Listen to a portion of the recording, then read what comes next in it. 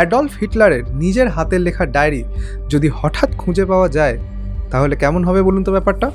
আর তারপর যদি জানা যায় যে সে ডায়েরি জাল বা ফোর্জড। আজ সেই ঘটনাই বলবো, দ্য হিটলার ডায়েরিজ স্ক্যান্ডাল। 1983 সালে জার্মানির একটা জনপ্রিয় ম্যাগাজিন ঘোষণা করে তারা খুঁজে পেয়েছে হিটলারের নিজের হাতে লেখা 60টি ডায়েরি।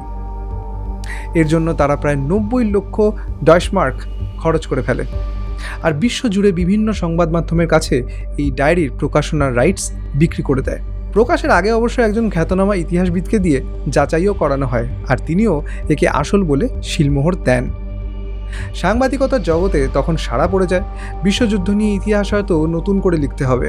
কিন্তু কিছু ইতিহাসবিদ ডায়েরির বিষয়বস্তুতে অসামঞ্জস্য খুঁজে পান আর প্রশ্ন তোলেন সত্যতা নিয়ে। বিতর্ক এতটাই বেড়ে যায় যে জার্মান ফেডারেল আর্কাইভস নিজেরাই এগিয়ে আসে ইন্ডিপেন্ডেন্টলি পরীক্ষা করার জন্য। এখন প্রশ্ন হলো, হাতের লেখা দেখে যদি একজন বিশেষজ্ঞ ইতিমধ্যেই ছাড়পত্র দিয়ে থাকেন তাহলে জালিয়াতি ধরার আর কি উপায় থাকতে পারে? এখানেই কাজে লাগে ডকুমেন্ট ফরেনসিক্স, যেখানে হাতের লেখার বদলে পরীক্ষা করা হয় কাগজ আর কালির রসায়ন। বিজ্ঞানীরা ডায়েরির পাতা আল্ট্রাভায়োলেট রশ্মির নিচে ফেলে দেখেন কাগজে মেশানো আছে একটা নির্দিষ্ট রাসায়নিক উপাদান, যেটা কাগজকে সাদা ও উজ্জ্বল দেখাতে ব্যবহার করা হয়।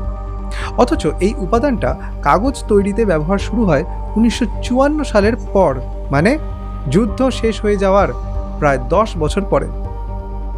এছাড়া ডায়েরির সিল আটকাতে ব্যবহৃত সুতোতেও পাওয়া যায় এমন একটা উপাদান যেটা দ্বিতীয় বিশ্বযুদ্ধের আগে বাজারেই আসেনি। শুধু তাই নয়, কালির ভেতরে থাকা ক্লোরাইড কতটা বাষ্পীভূত হয়েছে সেটা মেপে বিজ্ঞানীরা বলে দেন এই লেখা বড়জোর গত 2 বছরের মধ্যে লেখা হয়েছে, 40-এর দশকের নয়। 1983 সালের 6ই মে আর্কাইভস সাংবাদিক সম্মেলন ডেকে ঘোষণা করে সবকটা ডায়েরি আসলে ভুয়ো। এই ঘোষণার পরেই ভবানন্দ চালানন্দদের হদিশ পাওয়া যায় আর গোটা কেলেঙ্কারিতে জড়িয়ে থাকার দায়ে তাদের কারাদণ্ড দেওয়া হয়। তাহলে এই হলো আজকের ফোরেন্সিকের গল্প। ভালো কথা, আমার লেখা ফোরেন্সিক সায়েন্স নির্ভর 2টো ক্রাইম থ্রিলার, এভিডেন্স এবং এভিডেন্স ইতালির পাতালপুরি, যদি আপনারা পড়তে চান তাহলে তার লিঙ্ক কমেন্টে এবং বায়োতে দিয়ে রাখলাম।